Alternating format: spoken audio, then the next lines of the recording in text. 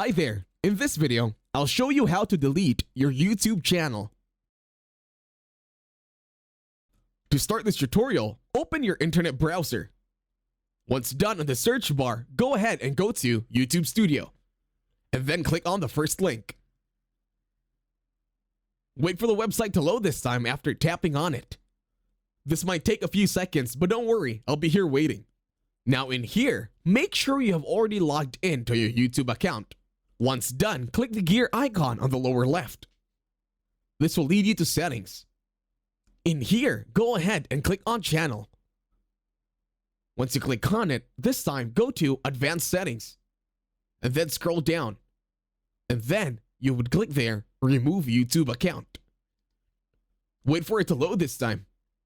Now on the drop down, it will say I want to permanently delete my content. Just click on it and then check on the two boxes and then tap on delete my content. And that's it. You will now have deleted your YouTube channel. Thank you very much for watching. Don't forget to leave a like, share, and don't forget to subscribe.